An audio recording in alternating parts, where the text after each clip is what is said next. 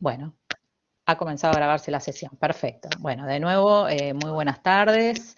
Me presento, mi nombre es Natalia Müller. Vamos a compartir este encuentro sincrónico para reflexionar y analizar algunas cuestiones relacionadas con la unidad de aprendizaje número 6 y número 7. En un siguiente encuentro, que también ya tenemos programado, que lo pueden ver ustedes en la plataforma, vamos a concluir el tema de la hermenéutica filosófica con el análisis, el abordaje de las unidades 8 y 9. Y después un último encuentro también sincrónico, que también van a encontrar ya programado, con el doctor Ravivaldi para el análisis de la unidad número 10, y también vamos a utilizar esa oportunidad para hacer un espacio que ustedes puedan hacer consultas generales como repaso de toda la materia.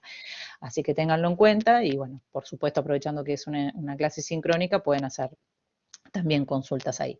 Les pido a todos, por favor, si pueden silenciar los micrófonos, así no se escuchan ruidos de fondo. Y les comento cómo planifiqué esta sesión para que podamos, digamos, complementar de alguna manera no solo el libro y la clase, el video encuentro que tienen grabado con la explicación del doctor Ravivaldi de estas dos unidades de aprendizaje. Me parece que es algo que les puede contribuir al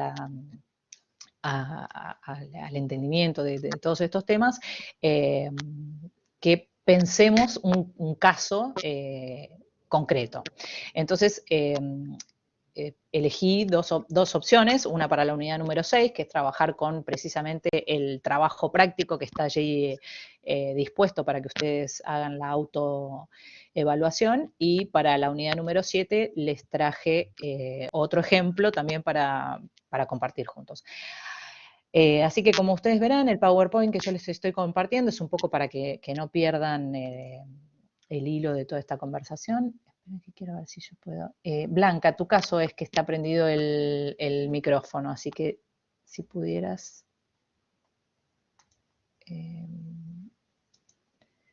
silenciar. Bueno, ahí lo hice yo, no hay problema. Porque se escuchaba como unos golpecitos. Entonces, ¿qué decirles con respecto a esto? Estos títulos que yo les escribí acá es un poco para situarlos en el caso de que todavía no hayan completado la lectura de las unidades y que sepan cuáles son, digamos, los temas que desde el punto de vista teórico vamos a analizar ahora a la luz de una situación vital, concreta y casos reales, ¿no? Bueno, en primer término, la unidad de aprendizaje número 6. Acá los temas son modelos de jueces y tipos de casos ante la centralidad de la argumentación jurídica en un Estado constitucional de derecho, y reflexiones a partir de Robert Alexi y Manuel Atienza. Esos son los temas teóricos de la unidad número 6. Títulos centrales sobre los que les pido que hagan hincapié y que puedan ustedes también inervar en función de todos estos temas que se van incorporando al desarrollo del programa con las teorías positivistas y naturalistas y que fuimos desarrollando hasta el presente. El primer punto, bueno, por supuesto, es la relevancia de la tarea argumentativa en la práctica jurídica, ¿no? Cuáles son todas sus consecuencias, su necesidad, los por qué, los razonamientos que llevan a esta afirmación. La segunda es la visión de la corriente de la razón práctica, y también vamos a hablar de la hermenéutica, de una posición, una visión de la ciencia jurídica como una, bueno, ciencia eminentemente práctica, y que esto también implica una apertura del sistema jurídico y el ingreso de los principios, ¿no? O sea, es decir, esto no es ya como la visión de la dogmática reflejada en la corriente del positivismo, la visión de un derecho como netamente la aplicación de la ley escrita, sino que, bueno, esto se nutre, se compone de elementos que informan al sistema y que le permiten al intérprete o al juez dictar una decisión que tiene que estar argumentada y conforme a derecho nos permite llegar a las decisiones justas. Bueno, el tercer punto se acentúa en el pensamiento problemático. Esto es pensar a la ciencia del derecho como una ciencia eminentemente práctica que tiene que resolver cuestiones de la vida real, concreta, que no son teorizaciones ni posiciones abstractas, sino que precisamente traen a la solución de casos concretos y una problemática específica, que siempre esto se va a dar en un contexto que está determinado por factores únicos, propios, que tienen que ver con la realidad de esa cuestión que es única y a la que hay que atender para solucionar y llegar a un resultado justo. Y el último es el tema del problema que remite a cuestiones de carácter moral. Entonces, esta pretensión de la escisión tajante del positivismo jurídico respecto del derecho y la moral, bueno, no es en la práctica, no funciona así, y hay muchas cuestiones que tienen que ver con políticas públicas, con decisiones administrativas y gubernamentales que después son analizadas desde el punto de vista jurídico, tienen que ver precisamente con esta cuestión valorativa que implica una dimensión moral, que no es imposible, que no es posible separar. O sea, que la pretensión de que esto no suceda es irreal, porque podemos ver cómo, por ejemplo, en el caso de los antecedentes de la Corte Suprema de Justicia de nuestra Nación, la cuestión sobre el conflicto entre el derecho a la salud y el derecho de la tenencia de estupefacientes para consumo personal, bueno, entra en pugna y tiene que ver con un análisis valorativo de cuáles son las dimensiones de peso en cada uno de los dos casos que permite una armonización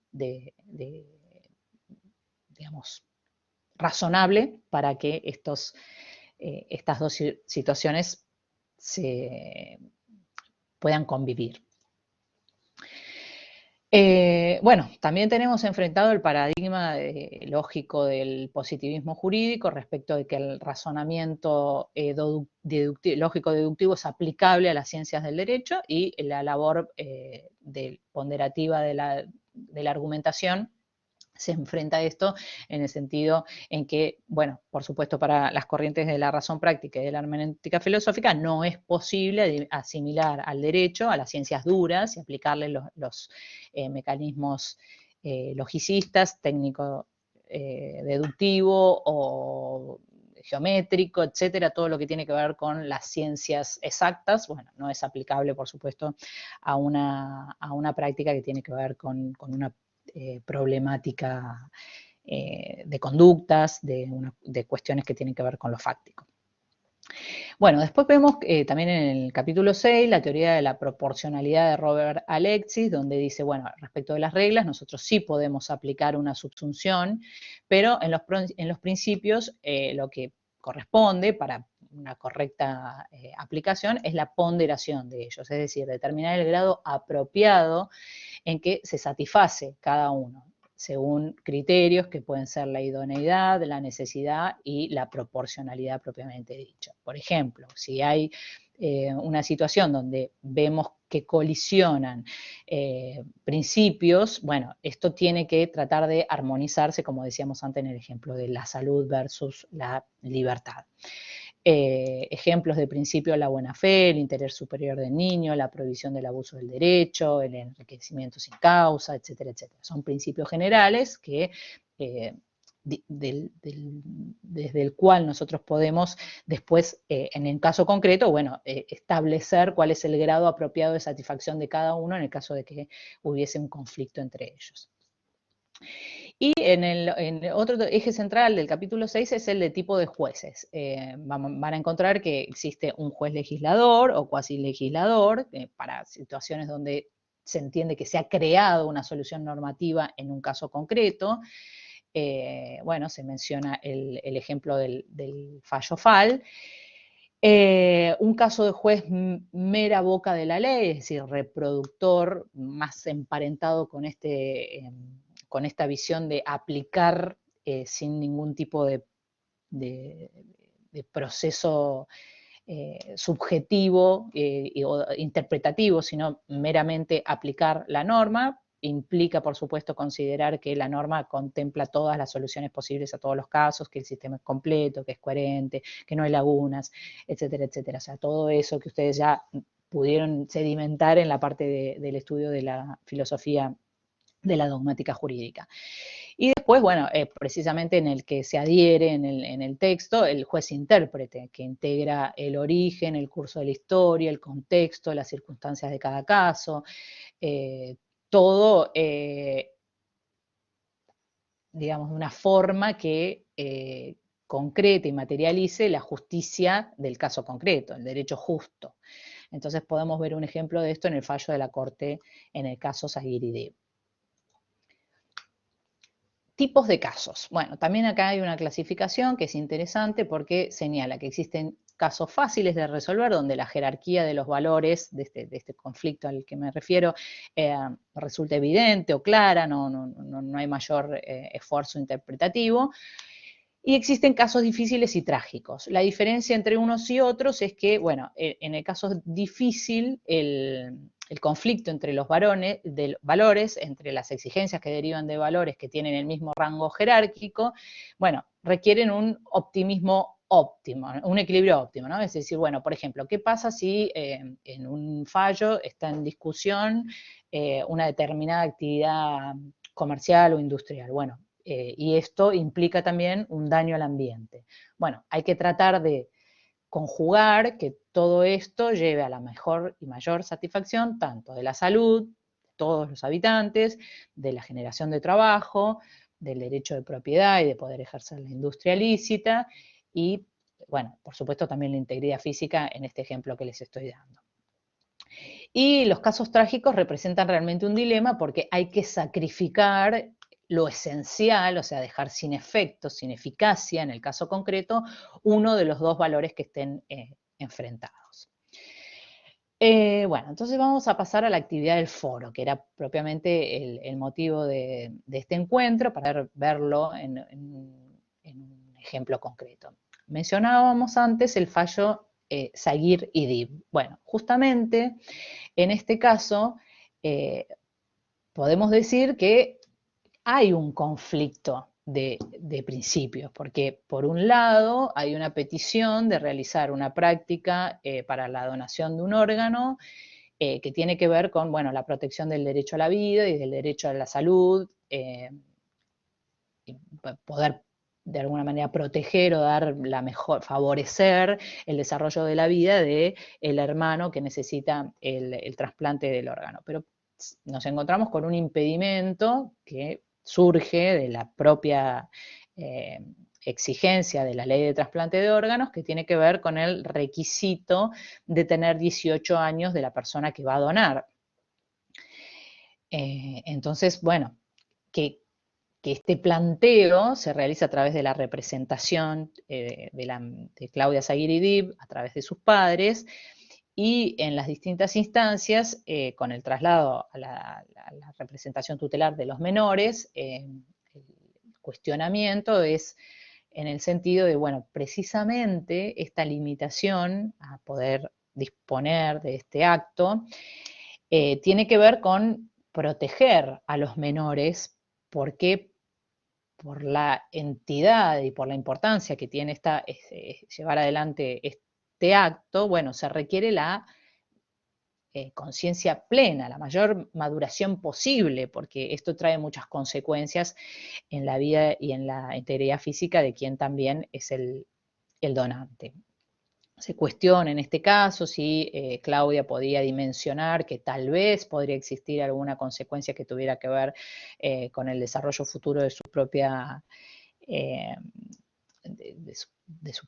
de su propia vida, que tuviera que ver también con la maternidad. Se cuestiona, dice, bueno, no existe una certeza respecto de que esto puede afectar en algún punto como para que sea un motivo más tenido en cuenta para no autorizar el acto, considerando que faltan tan solo 3 meses para que cumpla los 18 años y que ese lapso de tiempo, en la espera formal, llamémosle, del hermano para recibir el trasplante del órgano, puede resultar la muerte. Entonces, que desde el punto de vista de la naturaleza de las cosas y de la naturaleza humana, bueno, este cumplimiento de este momento, que es un estándar, digamos, una norma que está puesta para el cumplimiento de un determinado objetivo, una razón de ser, una finalidad, que tiene que ver justamente con que la persona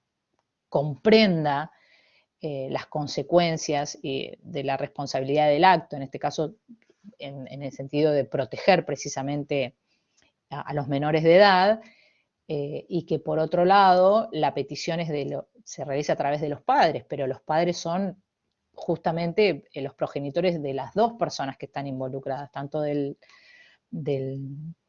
la menor que necesita la autorización como del hermano que necesita el trasplante. Entonces allí tal vez se puede inferir que no existe una objetividad dentro del núcleo familiar. Pero otros aspectos son tomados por la Corte, que entrevista personalmente a Claudia Zaguiridib y surge de los documentos aportados en la causa que ella había tomado la decisión de hacerse los estudios de histocompatibilidad antes de comunicar que estaba dispuesta a ser la donante, porque ya esta práctica no había funcionado con la donación de uno de los padres. Entonces esto muestra que realmente existe por parte de ella un grado de conocimiento de lo que es el procedimiento y de no generar una expectativa. O sea, primero quiso saber fehacientemente si era posible que su actuación fuera una vía de solución, y después recién comunicó esta decisión a los padres. Entonces esto a la Corte persuade también en el sentido de entender de que, bueno, nos encontramos ante una situación que requiere tener en cuenta todos los aspectos que están en juego y cuáles son las consecuencias de una mirada totalmente formalista que, si ustedes recuerdan, es la que da el dictamen del Procurador General, donde se cuestiona que la creación de excepciones, cuando la norma no requiere un esfuerzo de interpretación porque fija un límite que tiene que ver con una situación temporal que se cumple precisamente con alcanzar una edad, y entonces esto no sucede en el caso, eso no está en discusión, no hay ningún gris en cuanto a esa situación, colocaría precisamente en un escenario de inseguridad jurídica y que esto también iría en contra de la división de poderes. Dice, son los dos pilares de nuestro sistema por el cual no pueden los jueces inmiscuirse en el rol del legislador, que por otro lado, para esta idea del Procurador General, bueno, precisamente esto de la edad había sido materia de debate y que lo podíamos encontrar en las expresiones de motivo y en el debate parlamentario, justamente que da lugar a la sanción del texto como finalmente está escrito, y que en efecto señala, tanto es así, que en ese momento la mayoría de edad se alcanzaba, según las normas de fondo, en ese momento el Código Civil, a los 21 años. Entonces la ley ya preveía una escala menor. Decía, bueno, es a los 18 años, porque apuntaba no solamente a la edad formal de la máxima capacidad de las competencias civiles, sino que tenía que ver precisamente con esto de la edad madurativa. Entonces, si ya de por sí la norma establecía un límite que contemplaba esta situación, ¿cómo podríamos habilitar a que los jueces, de nuevo, extendieran aún más ese límite por la vía de la creación de una sentencia en este caso concreto? Entonces, que de ninguna manera eso podía tolerarse o admitirse. Precisamente porque el procurador dice, bueno, esto es entendible, ¿no? Utiliza unas palabras que son muy gráficas, dice, bueno, es entendible la desesperación de los padres ante esta circunstancia, pero no corresponde desde el punto de vista de los operadores jurídicos apartarse de estos principios básicos de seguridad jurídica y de división de poderes, porque entonces, dice, el riesgo sería el de que, bueno, ¿cuál sería en otro momento la edad exceptuada? Caeríamos en un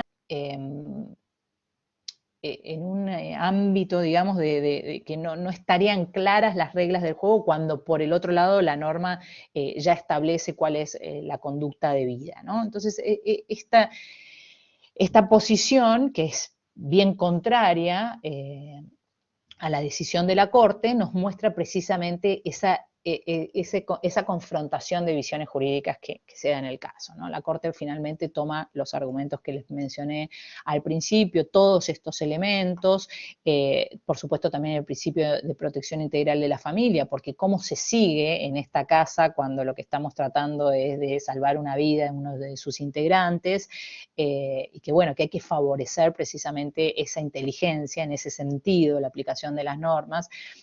Utilizan también el argumento sistemático en el sentido de que, bueno, que no existe una prohibición concreta de suplir esta capacidad con la autorización de los padres y la autorización judicial, que entonces en ese caso también podríamos aplicar el tópico de lo que no está prohibido está permitido, y que con todos estos elementos podemos construir una solución para el caso concreto que la Corte va a entender justamente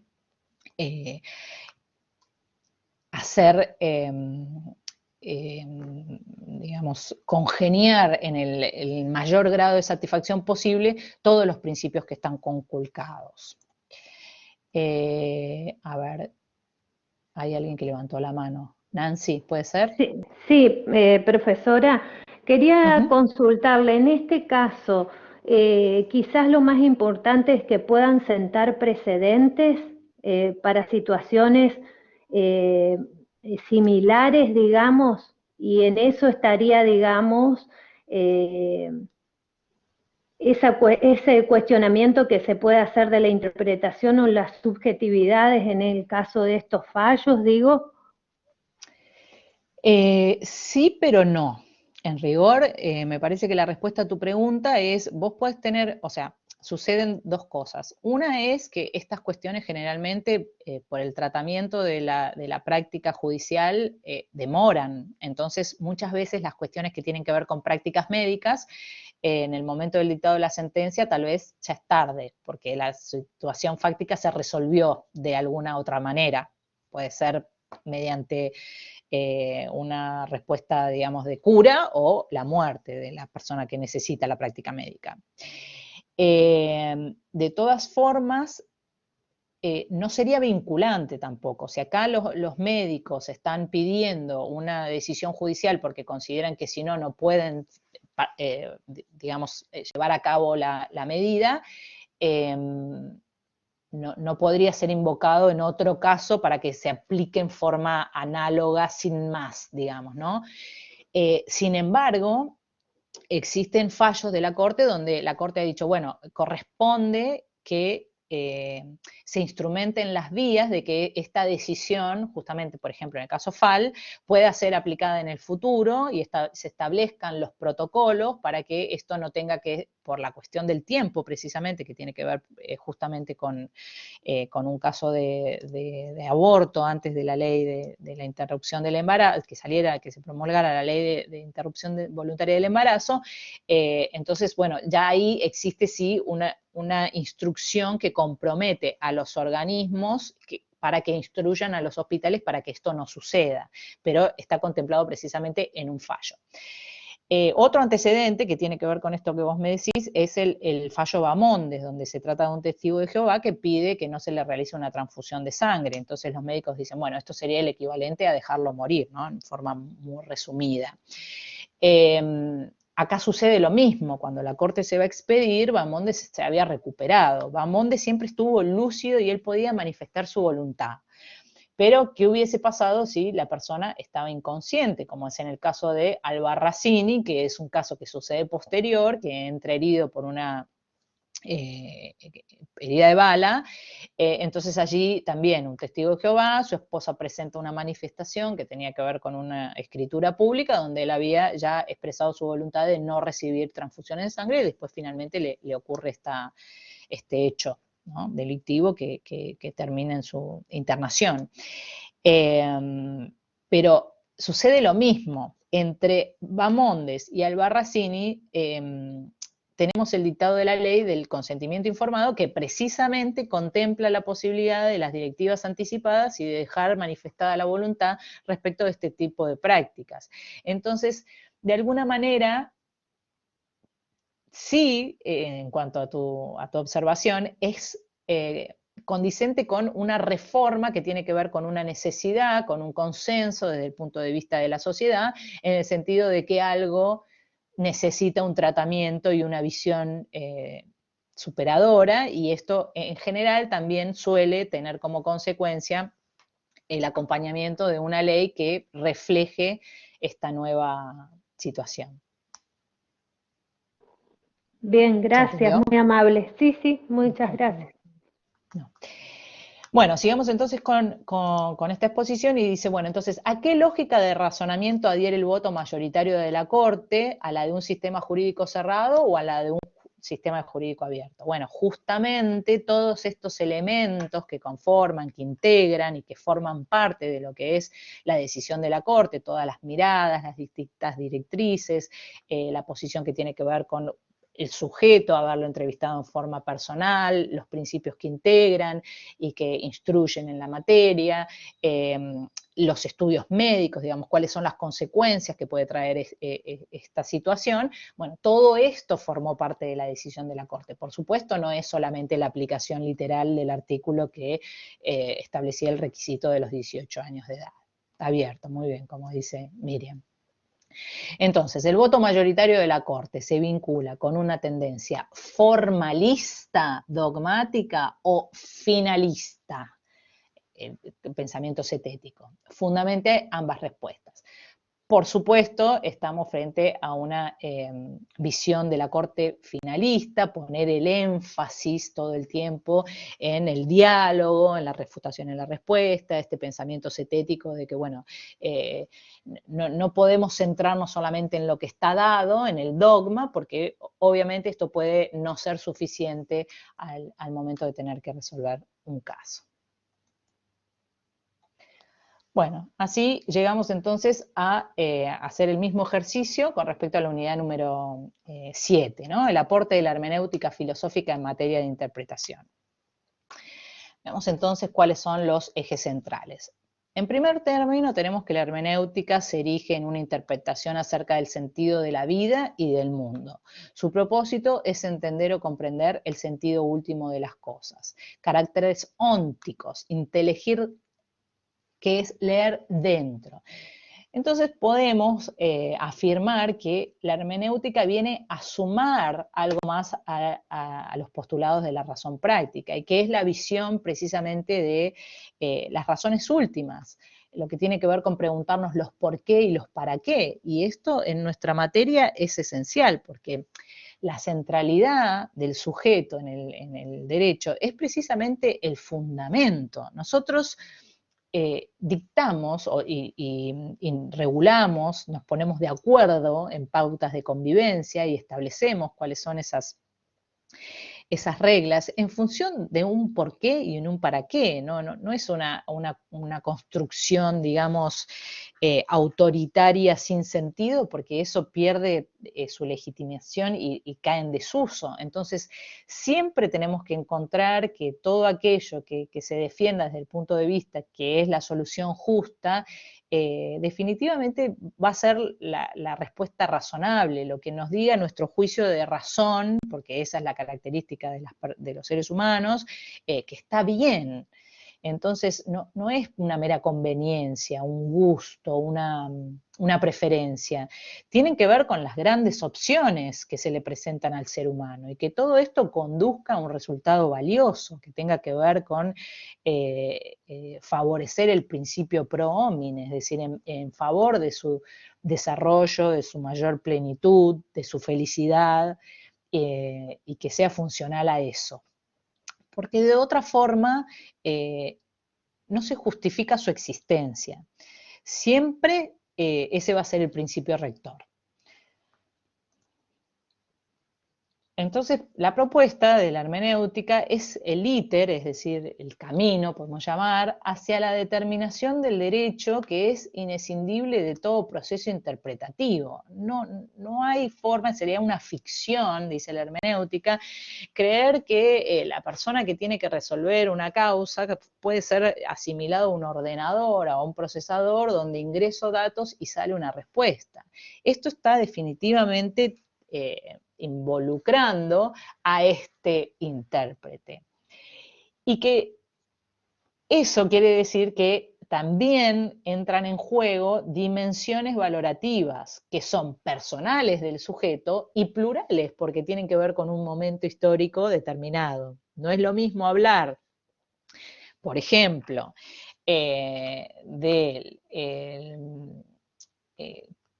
garantizar la representación a través de nuestros legisladores, mediante los debates en audiencias, en un momento como puede haber ocurrido en el año 2019, como lo que tuvimos que experimentar durante el año 2020 con la situación que se generó por la pandemia. Entonces nos encontrábamos ante un contexto donde necesitábamos darnos de todas maneras leyes y vernos representados como sociedad a través de nuestros legisladores, pero también nos encontrábamos impedidos de circular. Entonces, un planteo que se generó ante la justicia, que tenía que ver desde la Cámara de Senadores, fue, bueno, ¿podemos hacer las sesiones en forma virtual o no? Bueno, definitivamente esto se da en un contexto, tiene que ver con una necesidad y hay que ponderar si esa representación, ese derecho a la voz y al voto está garantizado mediante otra forma que no sea la de estar dentro de un recinto, es de todas formas posible y viable. Entonces, bueno, finalmente la resolución de la Corte fue la de entender que es ese poder el que puede darse su propia reglamentación respecto de las formas y que por supuesto esto tiene que analizarse en un contexto histórico determinado, porque si hablamos hace 100 años, esto ni siquiera desde el punto de vista tecnológico era posible. Entonces, ¿cómo podemos hablar de conexión traditiva de sentido cuando los modos en que los derechos se ejercen cambian, ¿no? Tienen que ver con esta realidad actual, con este acceso a las nuevas tecnologías, etcétera. Lo mismo con el conocimiento, la certeza que podemos tener respecto de la afiliación. No es lo mismo tener que presumir en función de los meses de gestación y de quién era la persona conviviente para determinar una afiliación que hacerse un examen de ADN. Desde que existe esta práctica, esta es la forma de ejercer ese derecho al conocimiento de la identidad. ¿Sí? Ya necesito otras presunciones temporales. Entonces, bueno, siguiendo con los puntos, dice, se opone al concepto de seguridad y de certeza ambicionados por la dogmática jurídica en esos términos, en los términos de que la aplicación literal y impedir que se ejerza cualquier actividad interpretativa iba a conducir a un resultado arbitrario o discrecional. Entonces, ¿cuáles son las características fundamentales de la hermenéutica filosófica? Podemos decir que lo vemos en las manifestaciones en que esas características personales y plurales de la interpretación se ven en una situación concreta. Primero, en la determinación de los hechos, normas y argumentos relevantes o decisivos del caso para la solución, ¿no? Es decir, el intérprete va a hacer una selección de cuáles son los hechos relevantes, las normas aplicables y los argumentos que son los que precisamente se desprenden de esa articulación. Entonces ya hay una actividad activa, ¿no?, del intérprete en esta función. Después también existe un condicionamiento personal e histórico en el comprender del intérprete, porque su visión particular acerca del sentido de las normas y de la naturaleza de los hechos invocados en una causa determina también cuál es esa impronta, esa visión, ese bagaje que trae respecto de una situación. No es totalmente inocuo, ¿no? Ya tiene una formación.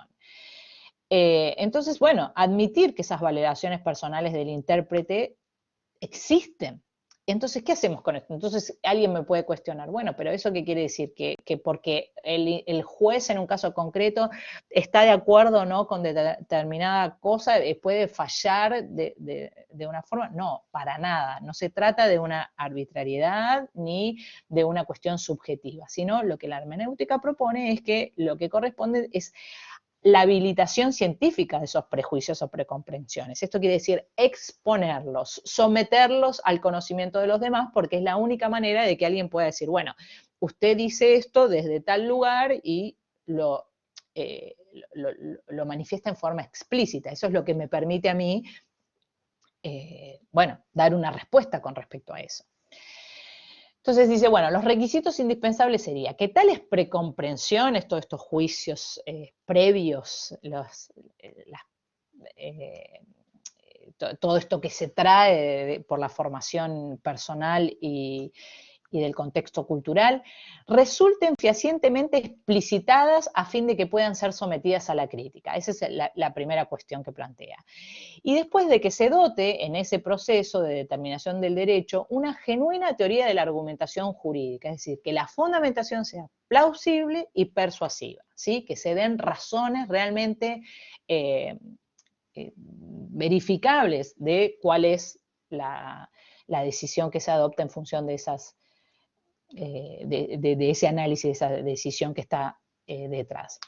Entonces, el modo de obrar de la hermenéutica filosófica nos plantea un círculo hermenéutico que describe la comprensión como el enlace que se produce entre el movimiento de la tradición con el movimiento del intérprete. Es decir, hay un reenvío, ¿sí? Esto es dinámico, no es una foto estática. Esto es algo que se retroalimenta. El intérprete conoce cuáles son las normas aplicables, analiza cuáles son los hechos, los pone en correspondencia y en función de, bueno, precisamente cuál es su decisión respecto de una solución justa, va a dictaminar en una sentencia cuál es el derecho para las partes. Dice, el proceso de realización del derecho, entonces, es externo en cuanto a la identificación y selección, clasificación y calificación de los hechos. En esto ya hay una actividad del intérprete. Y también es interno porque hay una perspectiva propia, porque es la precomprensión del sujeto la que guía ese camino de interpretación.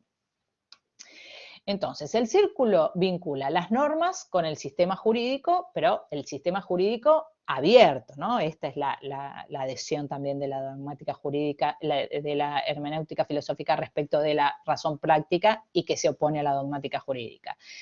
El círculo también se relaciona con las normas y los hechos y la precomprensión y la justicia en el proceso de selección de los cánones interpretativos. Bueno, precisamente, ¿cuáles cánones interpretativos tienen más que ver con esta visión? No descartan la aplicación del derecho o una directriz gramatical, como puede ser desde el punto de vista de la dogmática jurídica, sino que precisamente se integra mucho mejor con los razonamientos de la razón práctica, va a contemplar los principios, va a contemplar la equidad, va a contemplar el derecho natural, va a contemplar una directriz de autoridad, por ejemplo, los saberes con la mayor experiencia en determinada materia, va a tener que ver con la directriz de la totalidad, va a tener que ver, por ejemplo, con la directriz de las consecuencias, es decir, todos estos argumentos son más afines a la visión de la hermenéutica filosófica porque tienen que ver con esta visión de derecho desde el punto de vista de la ciencia práctica, del método cetético y precisamente lo representa en forma mucho más cabal. Bueno, entonces en los últimos minutos vamos a ver cuál sería la actividad que habíamos propuesto para para esta unidad de aprendizaje, y estaba planteado como un tema de debate. Dice, ¿qué notas características de la tesis de la hermenéutica identifican los argumentos de un fallo? Y les damos un fallo para que ustedes lean. Acá yo les voy a mostrar algunos fragmentos que seleccioné como para que trabajemos juntos en esto. Dice, ¿cuáles son los juicios previos del intérprete? ¿Cuál sería el criterio del juez en el resultado justo del proceso, ¿no? En este caso que vamos a ver. Ahora lo vemos en el caso, Miriam. Y esta solución posible, según nuestro ordenamiento escrito, ¿de qué forma lo resuelve? Bueno, lo voy a explicar con este ejemplo.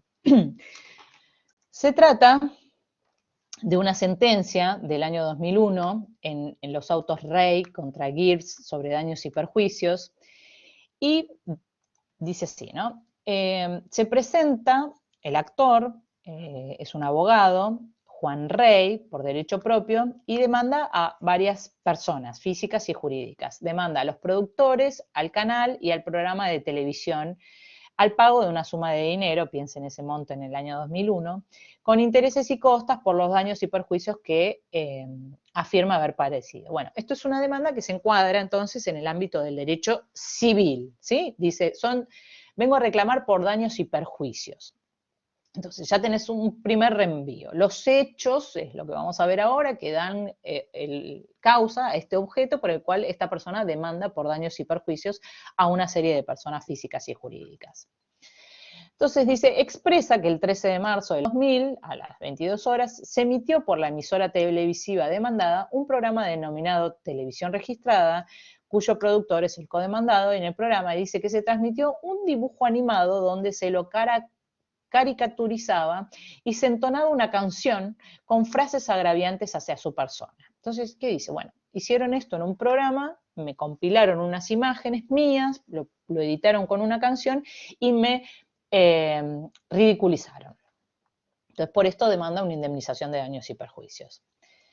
Entonces, bueno, el círculo, digamos, está dado entre los hechos que se plantean y las normas de fondo que tienen que ver con el, bueno, no lesionar, el deber de no dañar a otro, el del no dañar el daño a la imagen, ni afectar la moral, no generar tampoco un perjuicio, porque esto tiene que ver también con su reputación, dice Rey en la demanda, como abogado.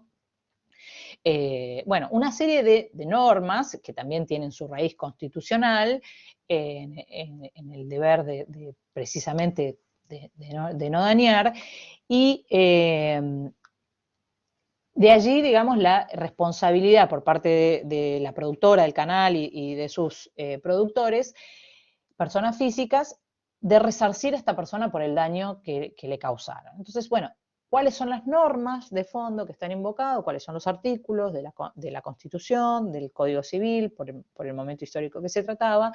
Y por el otro lado, bueno, si está realmente configurado esta lesión, los derechos de esta persona, del actor, como para que proceda la indemnización y las costas. Entonces, dice el juez, debo confesar en primer lugar la perplejidad y el desconcierto que me produjo la visión de los videos que constituyen el instrumento probatorio tanto del reclamo del actor como de la defensa ensayada por la parte demandada. Esto es parte de la sentencia. Entonces, ¿por qué les parece que el juez va a decir que le causó perplejidad y desconcierto tener que ver los videos de la prueba? Porque realmente es una manifestación muy subjetiva. La prueba es la prueba y verla, ¿por qué tiene que causar algo en el intérprete? Bueno, ya esto nos da una pauta. Hay mucho de opinión personal, de subjetividad ahí. Correcto. Acá vamos a eso. Dice, bueno, pero ¿qué hacemos con esto? ¿Cómo maneja esta subjetividad? Dice, lo primero que vino a mi ánimo fue, lamentablemente, por el carácter apelable, piensen en el monto, era altísimo para ese año, puesto que probablemente 3 jueces más, esta vez los de la Cámara, deberán gastar su valioso tiempo observando las tediosas y anodinas imágenes que se van proyectando en una interminable sucesión de insoportable vileza. Bueno, acá los más jóvenes tal vez no se acuerdan del programa, pero los más grandes podemos dar cuenta de que se trataba de un programa de humor, llamémosle, pero que era una compilación, bueno, todavía existe uno que es como la saga de ese programa, eh, que mostraba lo que había pasado en otros programas, pero con una producción de edición que lo hacía gracioso, digamos. Entonces dice el juez en la sentencia: la teatralizada y lamentable participación del demandante, es el actor, en diversos programas de televisión, además de aquel que originara este litigio, ha dado pie, sin lugar a dudas, y ha impulsado, de un modo, diría, casi ineludible, a ser el objeto de la mofa por la cual ahora se queja con el fin de obtener un inmerecido y pingüe reconocimiento económico por un supuesto daño que afirma ser parecido. Bueno, acá ya ves, contestando a tu pregunta, Miriam, que el reenvío de las normas para el juez no se ciñe extremadamente al planteo del actor, sino que también va a introducir su visión en tanto que esto lo va a encuadrar en la doctrina de los actos propios. Entonces va a decir, era él el que iba por todos los programas que dieron lugar a que en este programa le editaran cortecito y le hicieran una canción, pero que no refleja ni más ni menos de lo que él hacía en esos programas. Se trataban de programas de chimentos donde el actor iba y por ahí, no sé, comentaba sobre la vida personal de algún famoso, y entonces, bueno, primero que tenía como un look especial que era muy llamativo, se vestía no como un abogado tradicional, sino que se ponía camisas de colores, como que parecía medio disfrazado. Claro, se prestaba al ridículo, como dice Sergio. Entonces, él exageraba todo, decía en los programas de televisión, yo soy el mejor, me los como a todos, unas cosas que en el ámbito de la ética profesional son totalmente desubicadas, porque nadie puede decir respecto de otro colega que es mejor, ni que es peor, ni corresponde, ni puede dar una obligación de medios como es la nuestra, un resultado, porque eso va a depender de una serie de factores que escapan al ejercicio de la profesión. Entonces tampoco es decir, bueno, yo me los como a todos, gano los juicios, no perdí nunca. Ahora, Bueno, todo eso es profe, desubicado. Sí, decime, profe, ¿no Nancy. estaría en el mismo lugar si uno no analiza recién como estudiante que uno está aprendiendo, quien está juzgando también en este caso, porque habla de los programas y adjetiviza o lo pone, da su opinión sobre los programas, qué tipo de programas son, inclusive de las acciones que se realizaron o de las actividades en ese programa que se emitieron, Totalmente. Yo digamos? lo traigo como ejemplo, porque él se expone al decirlo, podría no haberlo puesto. ¿Se entiende el punto? Ajá, o sea, podría haber hecho esa apreciación o esa, no sé, escrito, pero sin Ujú. un montón de cosas como la adjetivación o poner muchas cosas que sugieren Una su posición. opinión personal, una Exacto. posición, perdón que estoy media trabada. No, no, es Eh, que es correcto lo que decís, por supuesto, por eso lo traigo de ejemplo, porque es el claro, planteo de la porque hermenéutica es lo que filosófica, decía, explicitar claro. esto, claro. Claro, y decía el doctor Ravivaldi en una de las clases, me acuerdo, lo de las palabras también que uno utiliza en ese contexto, ¿no? Porque si Ujú. estamos poniendo adjetivos, ya le estamos dando un tinte y estamos dándole una determinada mirada a ese escrito. Claro, lo que pasa que ahí alguien dijo algo que es cierto y que también fue parte. Esto que vos decís, bueno, obviamente está sesgado, ustedes tienen ahí la sentencia para leerla completa, porque seleccioné una parte para la presentación de hoy, para la charla, para generar este debate. Pero el juez precisamente dice, él con esa exposición obtiene un beneficio, que es hacerse mediático, y seguramente gane clientes con eso porque está en la televisión. Entonces, ¿cómo después esto lo quiere hacer jugar en contra? Va por todos los canales diciendo que es el mejor y que se los come crudos a todos, y que por el otro lado después no le gustan porque le compilaron y le hicieron una canción. Es como un doble estándar, ¿no? Entonces, este otro factor también se tuvo en cuenta. Pero definitivamente yo las partes que resalté acá es donde el juez dice lo que él piensa de este tipo de programas, que son una bajeza, que dice que, bueno, esto hace que la sociedad decaiga en algún punto. Llega a decir que hay estudios que dicen que digamos, resignar este momento de las 9 de la noche, donde nos tenemos que sentar en la mesa a mirarnos en familia y hablar de nuestras cosas, la caja boba que es el televisor nos impone un contenido que nos distrae de lo que realmente es importante en la vida. Y es como vos decís, Nancy, es tomar una posición respecto de lo que yo tengo que hacer o no en mi casa, aunque no sea parte en este expediente. Definitivamente esto que el juez escribió acá dio letra para la apelación de la sentencia, ¿sí? Entonces, bueno, es totalmente genuino que nosotros digamos, bueno, ¿qué pasa con esto? Que él viene a mostrar que realmente consideró que tanto el actor como los demandados son el mismo mal para la sociedad. ¿Se entiende? Veamos acá lo que dice. Dice, la peculiar personalidad que Rey habitualmente ostenta en el medio televisivo y la imagen que intenta ofrecer de sí mismo han sido justamente la causa eficiente de las chanzas a él referidas. De mal gusto, estas, es cierto, o sea, los chistes, y mendaces probablemente, pero acordes con su bufo, o sea, con el de Rey, estrafalario y reiterado accionar mediático. Dice, ciertamente Rey, con sus insistentes alardes de hombre mediático, soy semipúblico, afirma, soy un abogado mediático, se ha colocado a designio, claro está, fuera de toda intimidad y privacidad en el medio televisivo. Entonces, bueno, obviamente tenemos 4 o 5 filminas de esto, la sentencia es mucho más larga, y hay algo que les cuento, a ver, voy a tratar de dejar de compartir, así. Ahí está.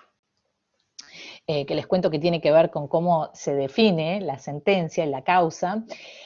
Obviamente el juez va a rechazar la demanda, pero después se presenta la cuestión de tener que determinar las costas, es decir, quién va a pagar los honorarios y la tasa de justicia y los peritos por este juicio. Entonces dice, bueno, el principio general que establece nuestro código es el de la derrota, es decir, que si él rechazó la demanda, las costas las tendría que soportar Rey. Dice, pero me voy a apartar del principio general y voy a imponer las costas en su orden. En su orden quiere decir cada uno paga lo suyo y lo demás por mitades. Entonces, ¿por qué?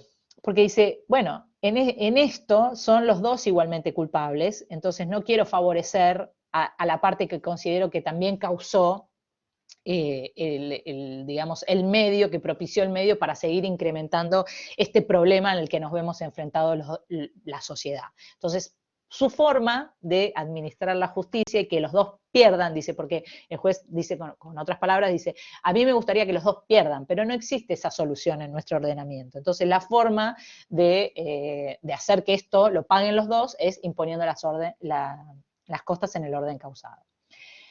Un daño mutuo, dice, sí, un daño a la sociedad, dice el juez, ¿no? Entonces, que no tenga, que paguen los dos de esta manera. Alguien levantó la mano, pueden hablar, yo no he silenciado a nadie, así que podemos compartir un poco también la opinión de ustedes. Hola, profesora, buenas tardes.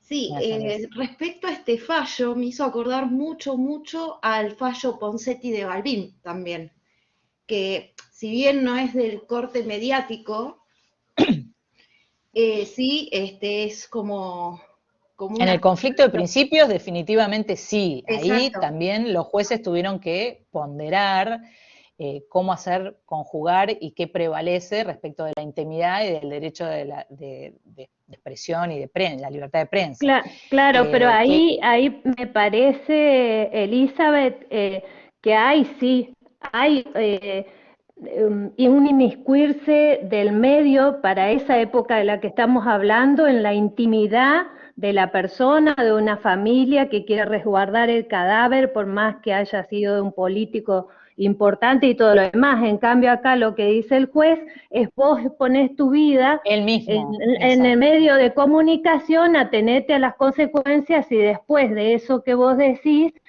otro es un hazme reír con lo que vos hacés. Pero lo de Balbín me parece que es otra cosa que tiene que ver con el tema de los límites a la prensa en cuanto a la intimidad y a la libertad. Pero lo que sí cuestionó la libertad de prensa ahí también. Exacto. Lo que sí podemos tomar es este conflicto que se da entre dos derechos que hay que determinar cuál es el límite de cada uno. Claro, Exacto. Porque, digamos, la viuda de Balbín había demandado a la editorial por daños y perjuicios. Sí. bueno, obviamente fue rechazado en la primera instancia, en la Cámara, y luego en la Corte Suprema confirmó la sentencia, porque una cosa es el derecho a informar y otra cosa es el derecho a que se cometan delitos, que queden impunes. Sí, esa exposición no era necesaria para informar. Exacto. Y bueno, Va más allá, yo a lo que voy es, digamos, los derechos, como usted bien precisa, es exactamente la cuestión de fondo, igualmente. Sí, quizás al final de la sentencia no hubo discrecionalidad como lo hubo en este caso. Acá sí creo que yo ahí veo que hubo mucha discrecionalidad por parte del juez, que se apartó del común denominador, que en este caso sería la ley de las costas impartidas, que sería, que ahí ya sería que tendría que haberse hecho cargo el actor, pero bueno, yo digamos Sí, lo es vi. un principio general igual, pueden existir situaciones en las que no se aplique exactamente. Hay un margen de posibilidad para los jueces para apartarse del principio general, pero de todas maneras lo que luce, lo que vos llamás discrecional, yo lo que quiero resaltar con el ejemplo que doy, es cómo el juez expresó, manifestó de forma, digamos, expresa en la sentencia, cuál era su posición respecto de estas prácticas que suceden, ¿no? Claro, O sea, tomó un exactamente. partido, digamos, central, muy predominante en el dictado de la sentencia. Realmente era una cosa muy burda, ¿sí? Es como un extremo. Exacto. Yo lo utilizo para que ustedes lo vean, pero esto no sucede. Generalmente los jueces no emiten ninguna opinión respecto a una actividad en determinada cuestión que se les presente en su caso, porque es importante que la sentencia esté fundada y que la argumentación sea, como dijimos antes, plausible y que sea de la aplicación del derecho vigente de una forma razonable, ¿sí? Entonces, bueno, esto realmente es una jugada, digamos, que eso no siempre lo van a ver de esta manera, tan palmaria, ¿sí? ¿Algún comentario más? Estamos muy excedidos del tiempo. Creo que voy a poner a cortar la grabación por lo pronto, si me quieren hacer alguna otra pregunta Profesora, ¿va a dejar la filmina después en el aula? Ahora te contesto. Bueno, entonces damos por finalizada formalmente la grabación en este momento y les contesto las respuestas administrativas que tengan con respecto a alguna